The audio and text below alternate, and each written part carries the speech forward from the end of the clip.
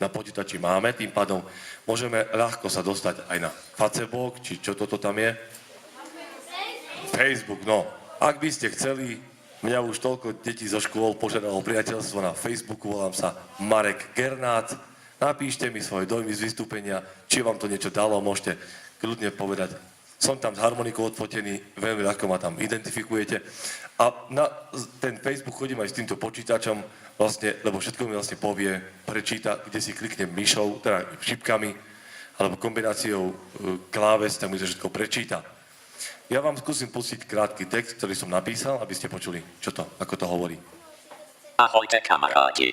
Som rád, že som tu medzi vami v Hornej Súči. Čo keby ste mi zatlieskali? Dobre, a ešte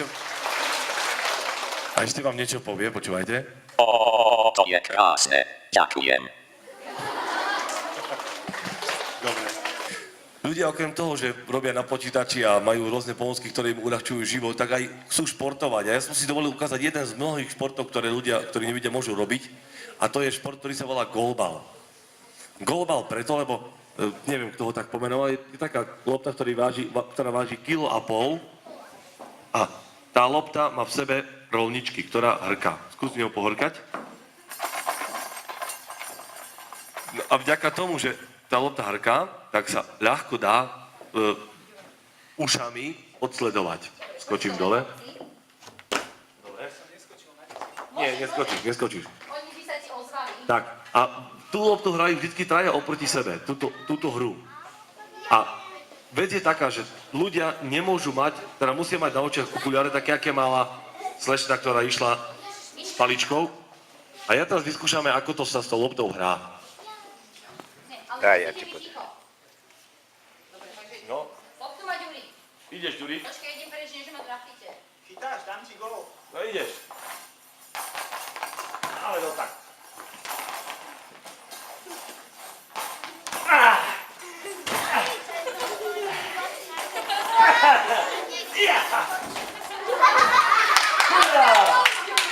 Dobre. A teraz si zoberieme nejakého deviatáka. To je jedno kto.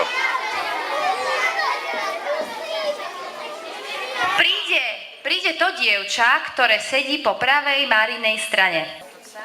Juri, Juri, je to také nežné žienia, dobre? dva pomalé a jednu silnejšiu. Myšlo, Tak sa budem slušne správať. Buď slušný, hej. Paťa, pozorne počúvaj. Počuješ dobre? Áno. A už ide k tebe. Ago! Ako by to povedal môj kamarát, čistý. Dobre, môžeš teraz spať. Iba po zemi. Počúvaj. Dobre. A už ide. Dobre. Bingo, zatlieskajte, super. Ešte posledný krát. Ešte posledný krát teda. Paťa, chceš ešte jeden gól? Daj jej ho. Že nie. Jasné. Dobre, poďte to do poriadku. Dobre, ďakujeme pekne. Paťka, Paťa, super. Tak takto vlastne človek, ktorý hrá túto hru, musí sa po tej lopte hádzať veľmi dosť vážne po zemi. Tuto na to nie je priestor, aby sme sa to ukázali úplne naplno. A teraz poprosíme naozaj zlatý klinec našeho vystúpenia. A je to náš teda Juraj, jeho vodiaci pes Arkus a to sa budete dívať na to, čo ten pes dokáže. Fakticky. Haló? Dobre, ma počuť. Decka, ja som sem prišiel s takýmto zvieratkom. Čo to je? Ja som myslel, že to je mačička. Tiež je to také prítulné. To je pes, výborne. Viete, ako sa hovorí takémuto psíkovi? Vodiaci, výborne. Decka, je veľmi dobré, že používate výraz vodiaci pes, lebo raz jeden známy, na ulici som išiel s týmto mojim psíkom a chcel povedať, že aha, ide slepecký pes a ten dotyčný sa trošku pomýlil, povedal, že aha, ide slepý pes. No ako by to asi dopadlo, keby bol aj psík slepý, že? Dobre, decka. Vodiaceho psíka na ulici oproti bežnému psíkovi rozlíšite podľa jednej veci. Opojok má každý psík však, aj vodítko má každý psík, ale tento vodiaci psík má niečo na chrbátiku. Postroj postroj, výborne. Je to postroj, ktorý je bielej farby a na tomto postroji má tu taký prívesok. Vidíte ho všetci? Čo je na tom prívesku? Krížik. Výborne. Zdravotnícky, výborne. Zdravotníci nám pomáhajú, keď sme chorí, tak nám pomáhajú, aby sme boli zdraví. Takisto aj tento vodiaci psík má taký červený krížik, aby ľudia videli, že to je psík, ktorý niekomu pomáha. Tento psík pomáha nevidiacemu a zabezpečuje mu bezpečnú chôdzu. Keby som išiel sám po ulici, tak netvrdím, že sa to nedá zvládnuť, dá sa to zvládnuť, ale niekedy sa cítim v našom preplnenom hlavnom meste, lebo my sme v Bratislavi, tak sa cítim niekedy ako taká pingpongová loptička. Idem po chodníku, najprv narazím do auta, potom do lavičky, potom zase do dačoho. A je to také veľmi zložité, takže som si zaobstaral tohoto psíka, aby mi pomáhal, aby ma bezpečne vodil. Tento psík ma dovedie tam, kde potrebujeme. Čiže keď si potrebujeme ísť nakúpiť, poviem psíkovi, že ideme do Teska, dovedie ma do Teska. Keď som chorý, poviem mu, ideme Bujovi doktorovi, dovedie ma Bujovi doktorovi. Keď potrebujem nejaké liečiky si kúpiť, tak mu poviem do lekárne a psík vie, kde je to do lekárne, pekne ma dovedie. Takisto, keď sme cestovali sem za vami do Súči, tak som mu najprv musel povedať, aby mi ukázal zastávku, psík mi ukáže zastávku autobusu, potom pekne sa opýtame ľudí, aký prišiel autobus, nastúpime, odvezieme sa, vystúpime, prídeme na stanicu, psíkovi poviem, aby mi ukázal okienko a ukáže mi okienko, kde sa kúpujú lístočky na vlák, potom ma dovedie k vláčiku a takto pekne beží. Takto to vlastne funguje. Psík mi ukáže to, čo ja potrebujem, nájde mi to, čo hľadám. Ukáže mi napríklad kôž, keby som potreboval, miesto na sedenie mi dokáže ukázať. Potom takisto, keď idem po ulici, potrebujem si nájsť nejaký priechod prechodcov, tak mi poviem zebra, ukáže mi, kde je priechod prechodcov. Toto všetko ten psík ovláda. Podstatná vec, keď má psík na chrbátiku postroj, znamená to, že pracuje. A keď havino pracuje, tak sa nesmie vyrušovať. Vyrušuje ho napríklad aj hladkanie. Takže keď vidíte psíka s postrojom, vtedy sa hladkať nesmie. Ako náhle má ten psík postroj dole, je to jeho voľný čas, vtedy sa s ním môžem aj hrať. To vám potom ešte ukážem. Teraz predpokladám, že by ste chceli vidieť nejakú ukážku, ako takýto psík pomáha. Takže poprosím vás, aby ste boli tichučko, aby ste dobre počuli tie povely, ktoré mu nebudem zadávať. Dobre?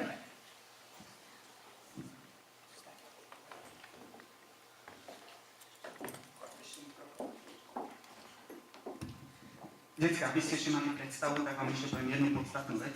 Tak ako vy chodíte do školy, aby ste sa mohli veľa nového naučiť, takisto aj vodiaci pes musel chodiť do školy, do špeciálnej výcvikovej školy, kde ho naučili najprv základy poslušnosti, aby bol poslušný, a potom ho naučili sprevádzať nevidiaceho, a toto trvalo približne 2 roky. Čiže približne 2 roky trvá, kým sa takýto psík vycvičí, aby toto všetko dokázal. Takže teraz vám ukážem tú slúbenú ukážku.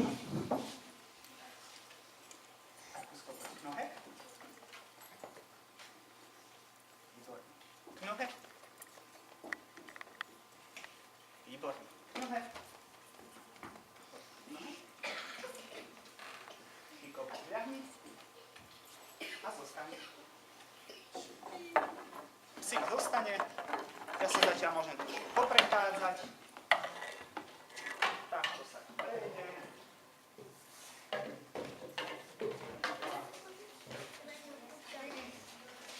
Trošku som sa prešiel a teraz už by som potreboval zase na pomoc toho môjho psíka. Arkusko, poď ku mne. Poď.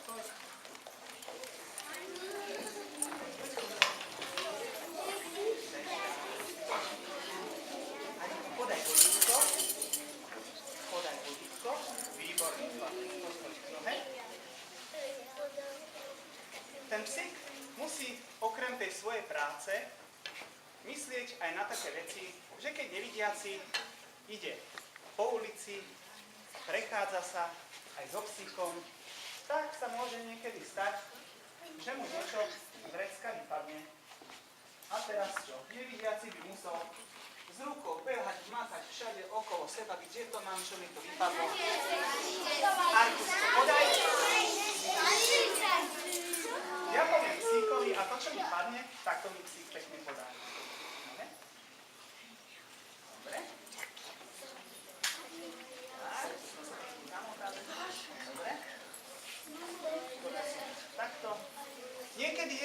keď idem po ulici a napríklad vyťahujem telefón, tak tú paličku len tak jemne držím a niekedy pri tej chôdzi sa mi tiež stane taká vec, že keď sa prechádzam, tak mi tá palička padne.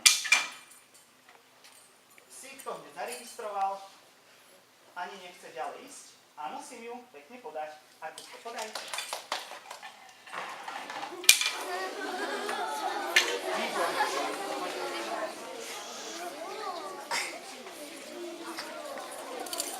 Takýmto spôsobom ju podá. Arkusko, teraz poďme von dýveť. Von dýveť. Ďuri ide teraz. Dvere ukazuje takým spôsobom, že zostane v tých dverách stáť. A ja si musím potom s tou paličkou alebo rukou nazmatať, kde sú tie dvere a týmto spôsobom mi ukáže. Dobre?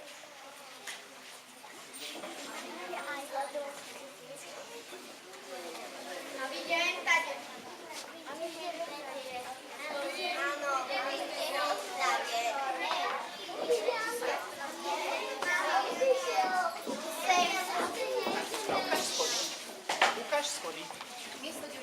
Pre? Pre. Arkusko, stoj. Schody musí vodiaci psík označovať tomu nevidiacemu tak, ako keď má nevidiaci sprievodcu, tak mu sprievodca povie, kde je prvý schodík, kde je posledný schodík. A keď má nevidiaci vodiaceho psíka, tak ten mu najprv zastane na prvom schodíku a potom mu zastane aj na tom poslednom schodíku. Čiže týmto spôsobom označuje vodiaci pes nevidiacemu schodík. Teraz potrebujem si nájsť svoje miesto na sedenie, takže mu poviem, aby mi ukázal miesto. A všimnite si, decka, potom ten detail, ako psík ukazuje veci. Dané veci ukazuje tým spôsobom, že musí tam tú hlavičku položiť na to miesto, kde si mám sadnúť. Arkusko, vpred, ukáž miesto. Ukáž miesto. Ukáž. Ukáž miesto. Výborne. Fešák. Teraz ja si tu môžem sadnúť. A môžete Týmto mu spôsobom mi zaplieskať. psík ukázal.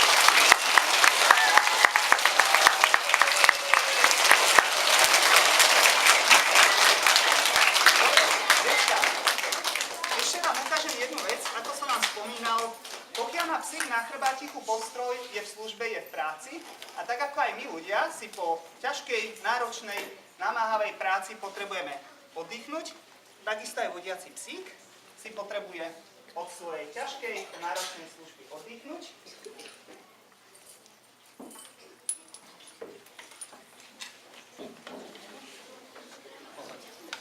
Jeho najobľúbenejšia hračka je? Loptička. Výborný. Arkusko, poď sa bližšie ku mne. Sadni. Tak, zostaň.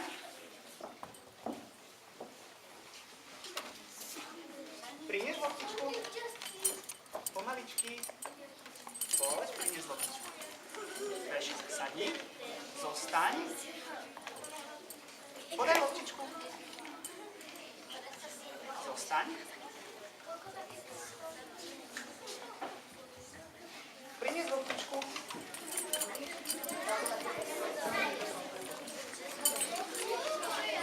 Výborný, Arkusko, sadni. Podaj ľapku. Druhú ľapku. Druhú ľapku. Druhú ľapku. Výborný, ľahni. Vezmi.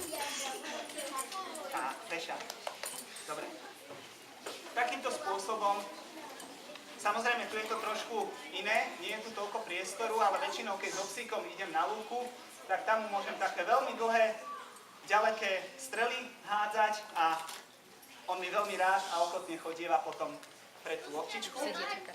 Arkusko, chytaj. Hore. Výborne.